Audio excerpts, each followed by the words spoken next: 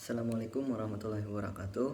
Perkenalkan, nama Muhammad Akbar, MPM 19124802.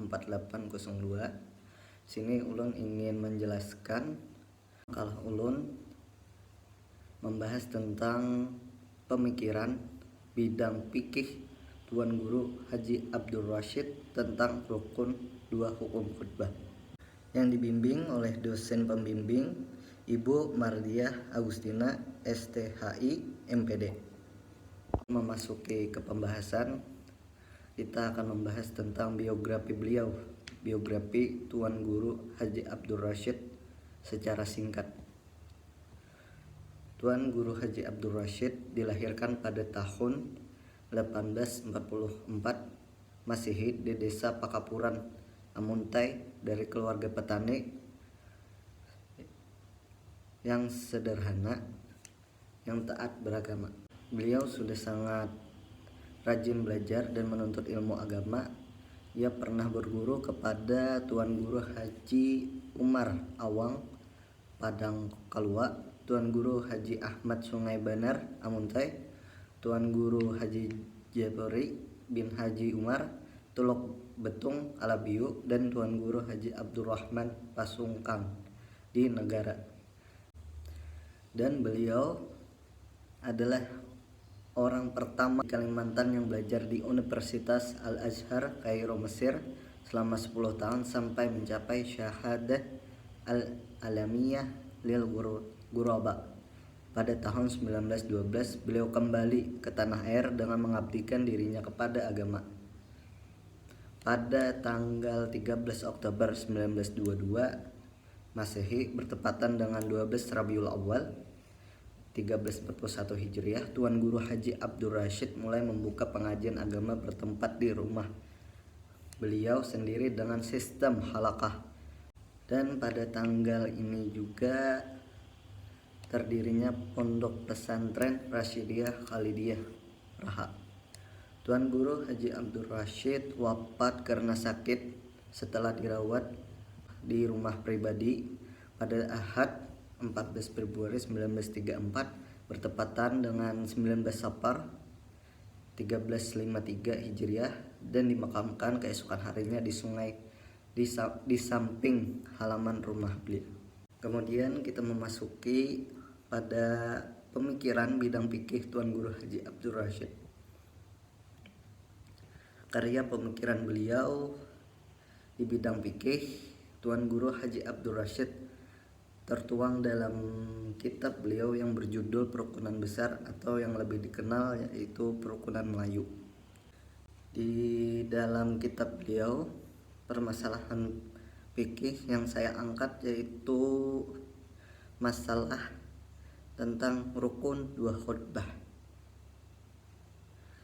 yang dijelaskan Sidin pada kitab Sidin Perukunan Besar yang dikarang oleh Haji Abdul Rashid Banjar.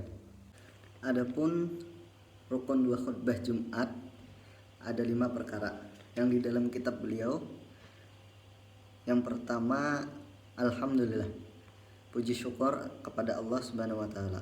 Kedua, salawat atas Nabi besar Muhammad sallallahu alaihi wasallam.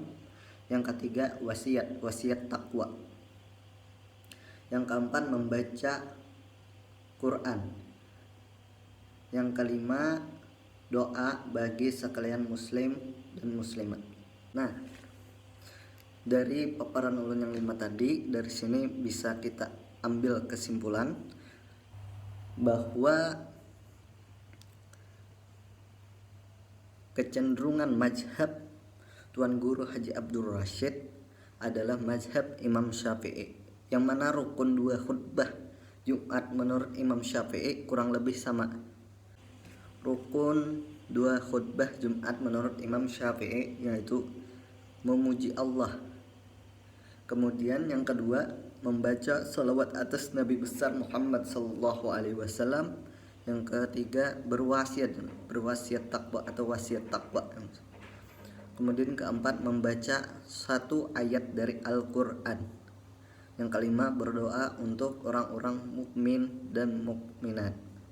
Nah, kemudian rukun dua khutbah tadi yang menurut Tuan Guru Haji Abdul Rashid dan Imam Syafi'i, kemudian ulun sandingkan dengan pendapat imam mazhab lainnya. Menurut Imam Hanafi, berupa bacaan zikir mencakup yang sedikit dan yang banyak. Kemudian menurut Imam Maliki, mereka berpendapat bahwa khutbah itu mempunyai satu rukun, yaitu hendaknya khutbah itu mencakup kabar penakut dan kabar gembira.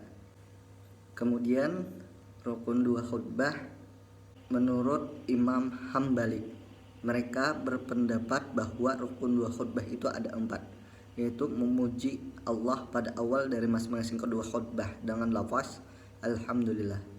Kurang lebih sama juga dengan Imam Syafi'i dan pendapat Tuan Guru Haji Abdul Rashid tadi. Yang kedua membaca salawat sama. Ketiga membaca satu ayat Al-Quran sama juga. Dan yang keempat berwasiat.